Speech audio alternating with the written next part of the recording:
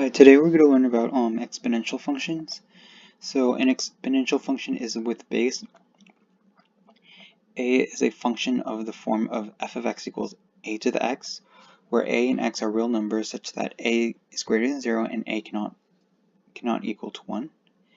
Example, f of x equals 2 to the x, g of x equals 5 to the x, and h of x equals 1/3 x.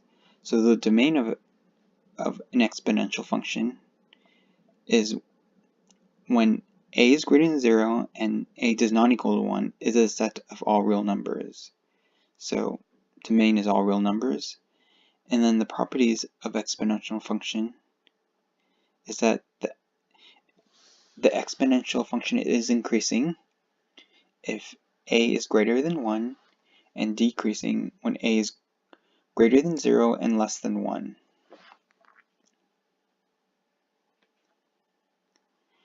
The y-intercept of the exponential function is 0, 1.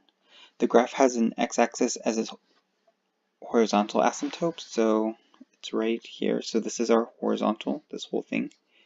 The range is from 0 to positive infinity, because it's parentheses 0 because the x-axis is a horizontal asymptote, so it's not included. And then the function is 1 to 1 because if you put a line through this example, y equals 2x, it only hits the point once, so it's 1 to 1.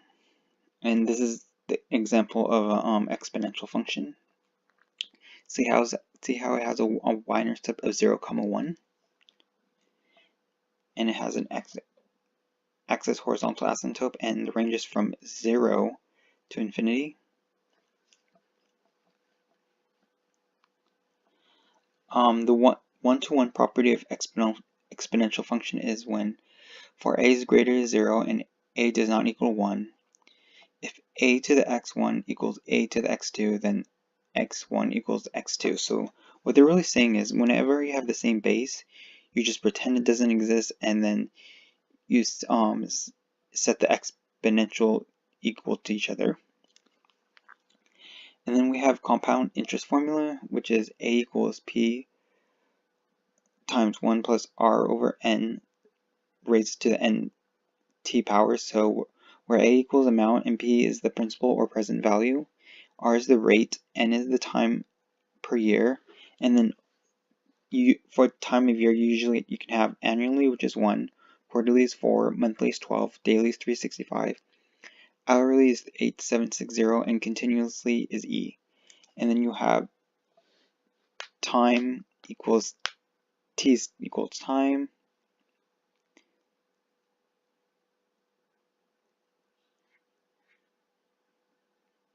and then you have continuous compounding formula, a equals p times e to the rt raised to the ert. So this is continuous. So let's start doing problems. So it says evaluate the exponential function without a calculator. So you're given -9 is raised to the -3 to the half power. So first step is I'm going to rewrite this as a positive exponential form. So I'm going to put this in the denominator. So this is going to be still -1 over 9 to the positive 3 halves power. And how we got this negative is because of this negative, so that still stays the same. So if this simplifies as -1 over, now 9 to the 3 half power is the same thing as square root of 9, and then you have to cube that. And then if you were to simplify that, that's -1 over square root of 9 is 3, and then 3 cubed is 27. And if you want it in decimal, it would be about -0.0370.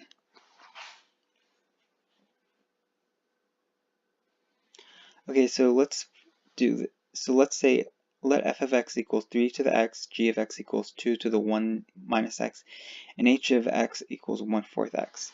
find h of -1. So here's the function h of x. So h of -1/2 is going to look like this. So wherever you see an x, you just put in -1/2. So it's 1/4.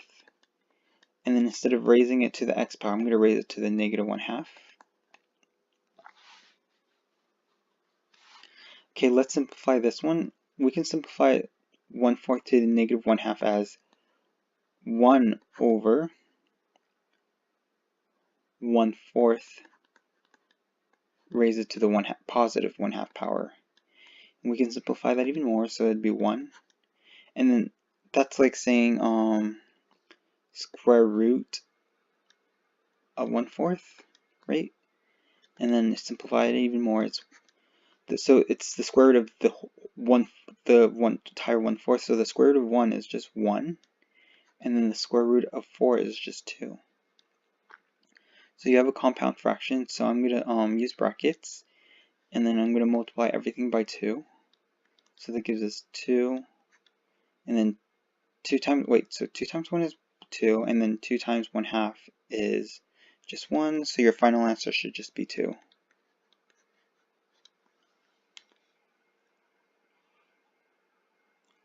Okay, so it says sketch the graph of each function by finding at least 3 ordered pairs on the graph. State the domain, the range, and whether the function is increasing or decreasing. Okay, so we are given f of x equals 1/4 x. So since our a is 1/4, it's greater than 0, but less than 1. So it's decreasing.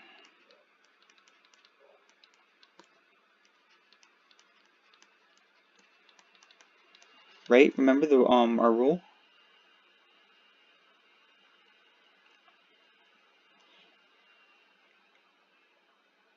If it's decreasing, if a is greater than 0 and less than 1. So it's going to be decreasing, so it's going to look... Okay, so we know it's decreasing. What do you think, and what else do we know about this graph? We know that the exponential function has a y-intercept of 0, 1, right? That's just one of the rules of exponential function. It just always has an exponential function. See right here, the y-intercept of the graph is 0, 1. Okay, what else do we know? So that's all we know. So we have 1 point, so we need 2 more. So what I'm going to do is I will make a table. So let's make a table. So this is, we're going to add more points. So here's your x, and here's your f of x. So let's use, since it's decreasing, I'll use -1. If you put in -1 into the function of f of x, you get +4. And we know that, remember, if we plug in 0, you get 1, because that's our y-intercept. Let's do another one. Let's try 2. If you plug in 2 in the function, you get 0.1. So now we have enough information to graph it.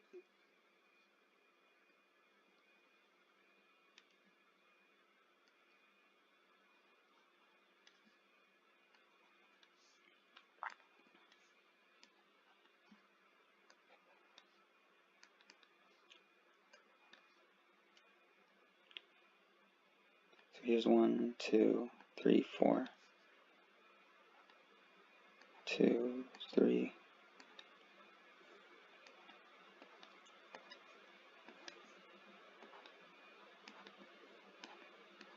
Okay, so let's plot our y-intercept because it's easy. So here's 0, 1, -1, -1, +4, so here's 1, 2, 3, 4, so it's right here. And then 2, 0.1 is right here.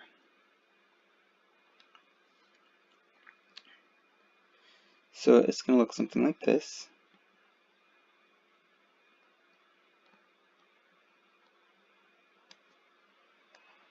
So this is y equals 1/4 x. And we know it's decreasing because it's going like this. If it was increasing, it would look something like this.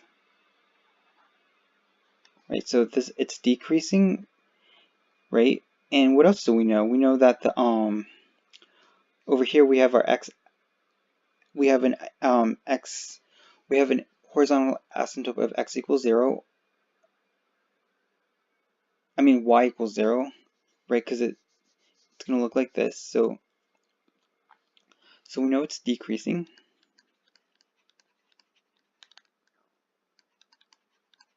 And we know the domain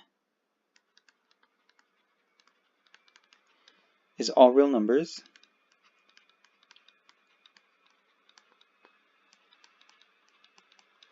Or from -infinity to +infinity. And then our range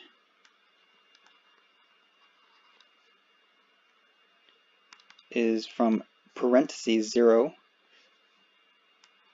to +infinity because we have a horizontal asymptote of y equals 0. So we have a HA, horizontal asymptote of on x-axis. Or you could call that y equals 0, right? Yeah, y equals 0. So it'll be right here. And that's why our range is parentheses 0 to +infinity. And that's how you graph this. Okay, let's do this one. It says use transformation to help you graph each function. Identify the domain, range, and horizontal asymptote. Determine whether the function is increasing or decreasing. So you're given y equals 500 raised to the 0.5x. So first step is, what is our a? Our a is 0.5. So it's greater than 0 and less than 1. So what does that mean?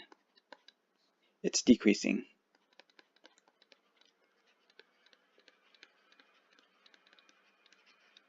Good. And then our y-intercept is not going to be 0, 1 because of this 500. So let's find out what could be our y-intercept. So you plug in 0 into the function y of 0. So that equals 500 times 0.5 raised to the 0 power. So that gives you 500. So our y-intercept is 0, 500. Now, I have 1 point. Let's make some few more points. Because I know it's decreasing, so it's gonna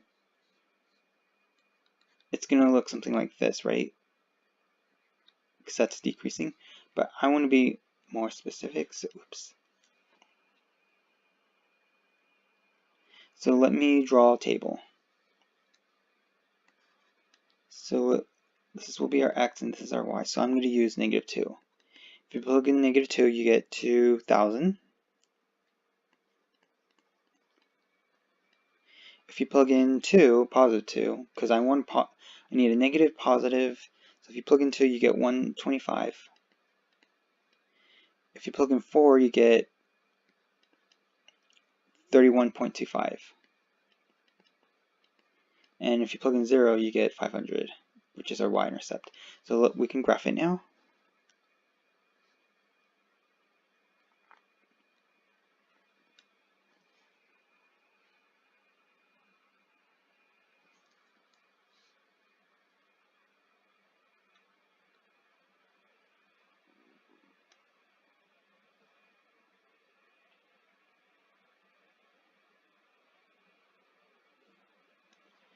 Here's our x. Here's our y. So I'll call this 1, 1, 2, 3, 4, 5. I'll leave this -1, -2.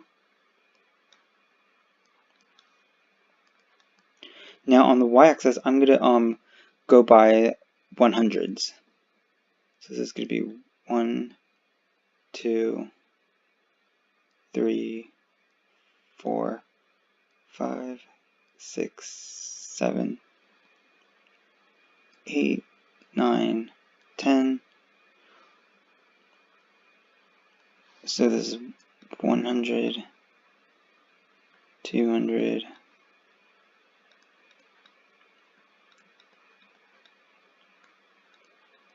you get the point. So, and then we'll go up to 2000. This could be 2000. This isn't exactly accurate because this is not in scale graph. So here's -2, and then 2000's about here.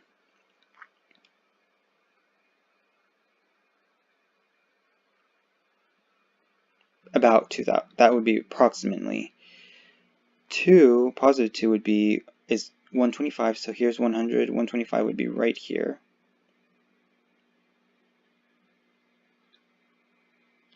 Our y-intercept is 0 to 500, so here's 500. 4 is about 31, so 31 would be right about here. So if you were to graph this, it will look something like this.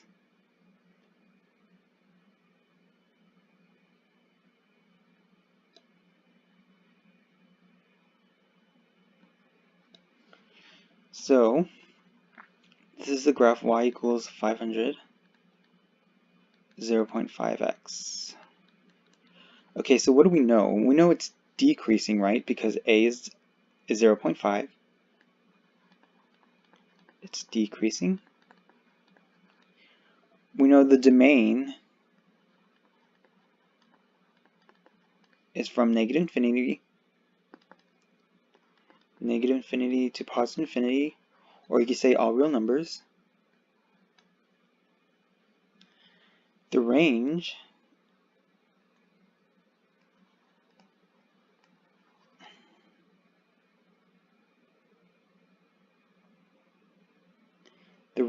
is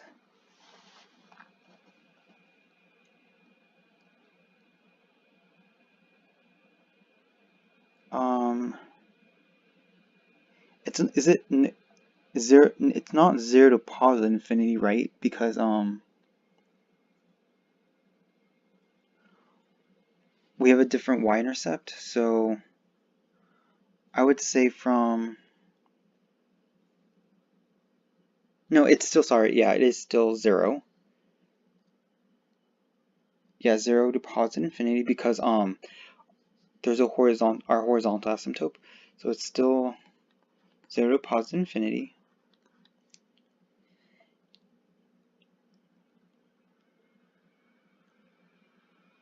Yeah, 0 to positive infinity, and then the x-axis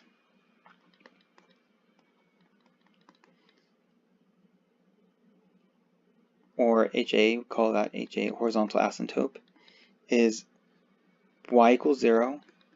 It's basically the x-axis. So that's why the range is from 0 to positive infinity. Yep, and that's how you graph this decreasing exponential function. So, and then let's do this one. It says write the equation of each graph in its final position. The graph of y equals 1/4 x is translated 1 unit to the right and reflected on the x-axis, and then translated 2 units downward. So we have to make a new equation. So we said that y equals 1/4. It says x. So it says translated 1 unit to the right. So it will no longer be x raised to the x. It's going to be raised to the x minus 1, because I know that if you put x minus 1, set that to 0, you get x equals 1, which is 1 unit to the right, because 1 is positive. So I know that it's raised to the x minus 1, so it's translated 1 unit to the right, so we know that part. And then it says reflected on the x-axis, so we'll put a negative right here in front. That means it's reflected on the x-axis, and then translated 2 units downwards. So that's translation on the y-axis, so it's going to be minus 2. So it should your new graph should look something like this. Your new equation should look like negative 1/4, raise it to the x minus 1, and then 2 units downwards, so it's going to be minus 2.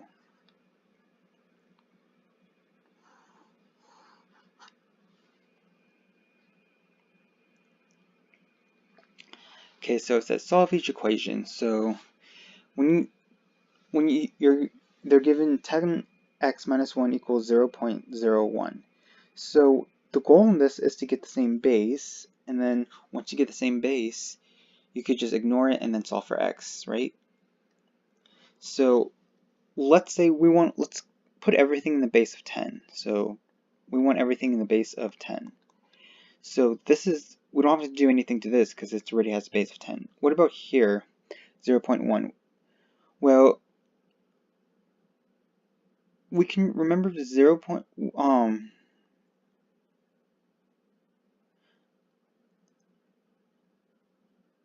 we can write, okay, so another way of writing 0.1 is saying 10 to the negative 2, because 10 to the negative 2 is 1 over 10 over 10 squared, which is the same thing as 100, and then if you put that in decimal, it would be 0.01. So we can rewrite this as 0.1 as 10 to the negative 2, because that equals 0.01, and then bring this down, 10 to the x minus 1. Since we have the same base, right, 10, 10, we just ignore it and then bring down whatever the exponent is. So we have, on the left side, we have x minus 1. On the right side, we have negative 2. And then let's solve for x. So we're going to add 1, add 1. So x equals negative 2 plus 1 is negative 1. Okay, so we have negative 1, but we got to make sure it's true. So we got to check. We got to put that back to the original equation, to this equation. So that's the same, saying 10 negative 1 minus 1 equals 0.01. Is this true? So 10 to the negative 2 equals 0.01. Does 10 negative 2 equal 0.01? Remember from this equation, yes, it's true, because 10 to the negative 2 is 0.01. So we know that x equals negative 1. So it's true. Let's go to another problem. So let's say you're given f of x equals 2 to the x, g of x equals 1/3 to the x, h of x equals 10 to the x, and m of x equals e to the x. Find the value of x in each equation. So m of x equals 1 over e. So where's our m of x graph? M of x is right here. So remember m of x, so they're saying that m of x equals 1 over e. So I'm going to rewrite this as 1 over e equals e to the x, because m of x equals 1 over e, right? So we gotta find the x. So let's put everything in the base of let's have a base of e.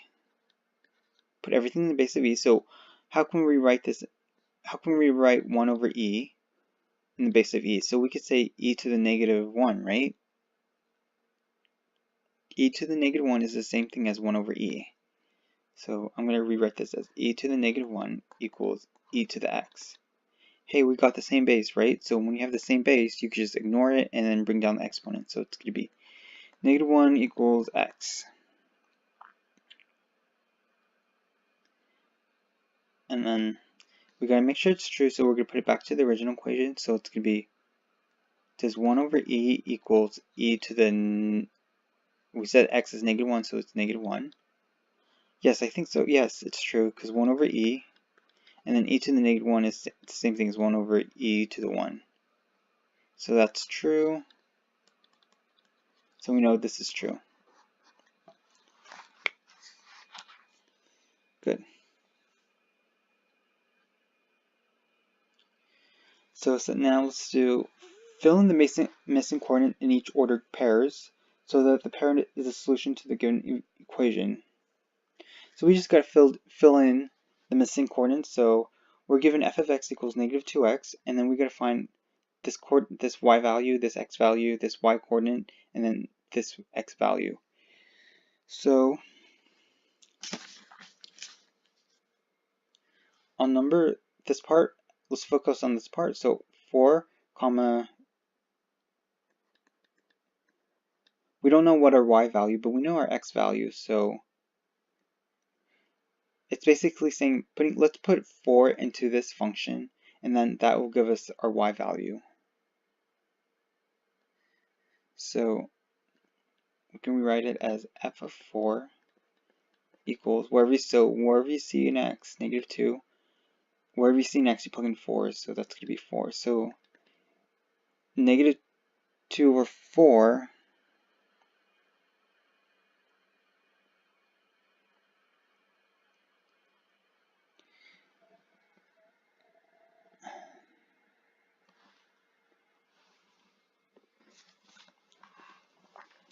so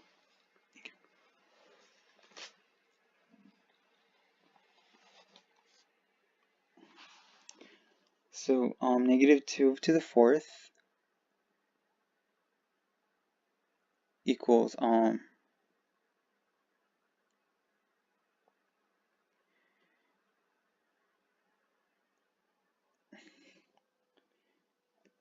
1/4 equals -2x. See how I did that was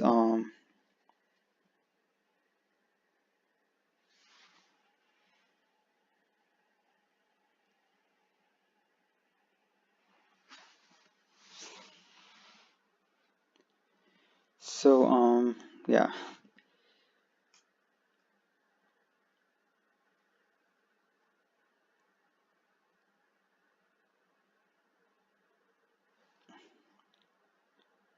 So our x value is 4, right?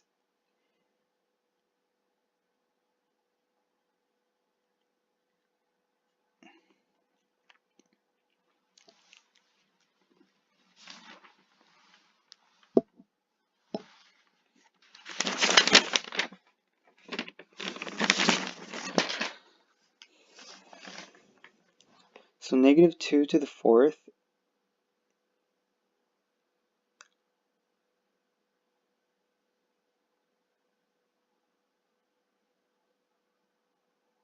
so y equals -2 to the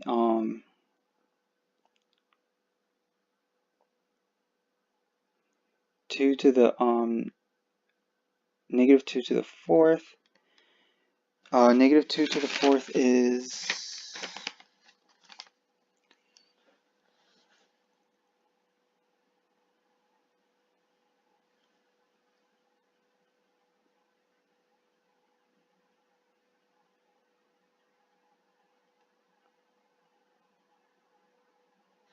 okay.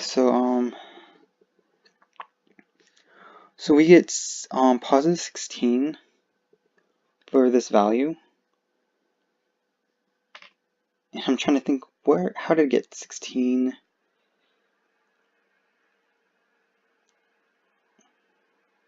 Okay, let me skip that section for right now. So let's try this part. We don't know. We got to find the x value, right? So we know that the y value is, okay, so f of x is really saying y equals -2 to the x. So we know our y value is -1/4, and our x value is we don't know what our x value, so it's negative 2 to the x. We want the same base, so how can we rewrite negative 1/4 in the base of 2? We could say negative 2 to the negative 2, right? So negative 2 to the negative 2 is the same thing as negative 1/4, because that's 1 over 2 square. Yes, it's negative 2 to the negative 2 equals negative 1/4, so this has the same base. When you have the same base, you could just drop it, so it's going to be negative 2 equals x. So over here, this is going to be negative 2. What about here? So we have an x value, so y equals negative 2 to the x. So we got to find hold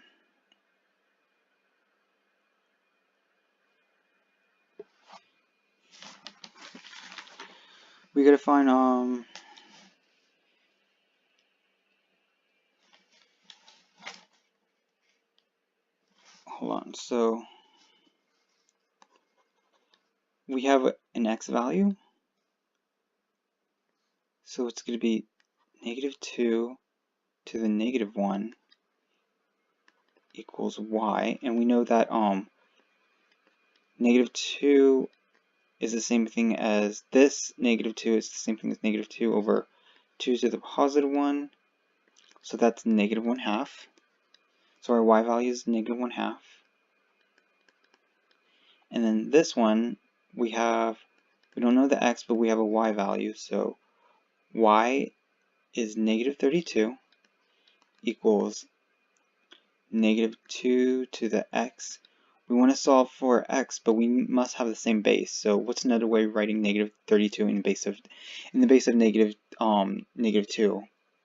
We could say negative 2 raised to the 5th power, right? Because negative 2 raised to the 5th power is the same thing as negative 32. So we bring this down. We have the same base of negative 2, so 5 equals x. So x equals 5. Let me go back to this problem. How did we get the 16 again? We are given x value, so y equals negative 2 to the 4th.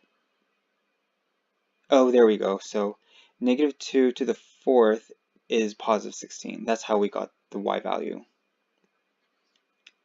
Good.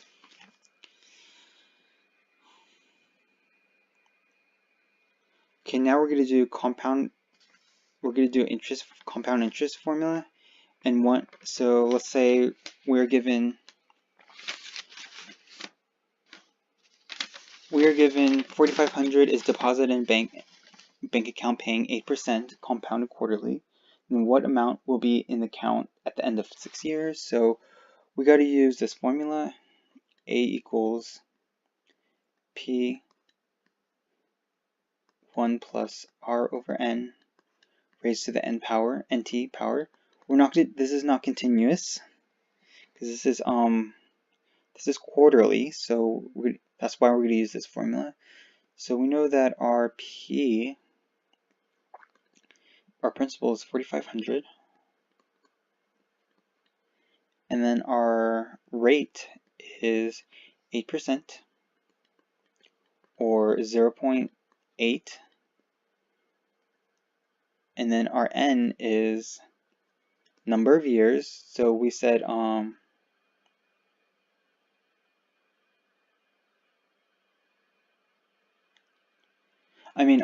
number of years, number of times compounded, so it says quarterly, so we know it's going to be 4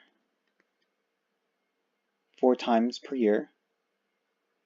And then time is 6 years. So we know everything, so we just got to put in the equation. So that would be A equals 4,500 1 plus 0.8 over 4, and then raise it to the nt power, so 6 times 4 is 24. So, and then if you do the calculator, I would first do the parentheses. I would do 0.08 divided by 4, then add 1, and then whatever answer is, raise it to 24, and then times it by 4,500. You should get 7237.9676, and then I'm going to raise it to 2 decimal places. So it's going to be 7237.97. So this is the amount. Now let's do a problem continuously, and this will be the last one. So find the amount of when a principal of 5,600 is invested at 6 1/4% annual rate compounded continuously for 5 years and 9 months. So since this is continuously, we're gonna use this formula: A equals P times E to the RT. So 5 years and 9 months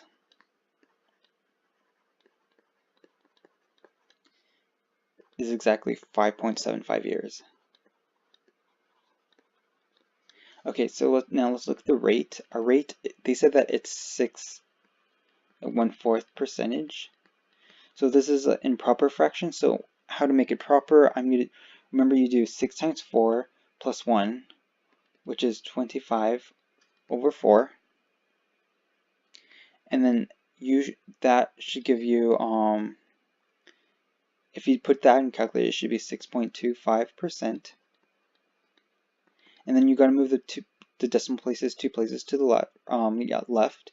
So this is going to be 0.0625. So we could put in this equation. So our A equals 5,600 E raised to the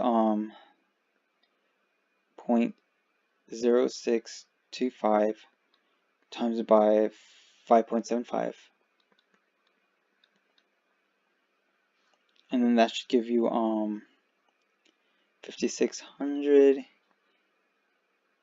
E. If you put this in the calculator, you should get 0.359375, and then your total amount, if you put this in the calculator, you should get 8021.6296, and then I'm just gonna raise it rounded to 2 decimal places. So your amount should be 8021.63, because you get 9 is bigger than 5, so you round it. So that's your final answer. That wraps it up for this section.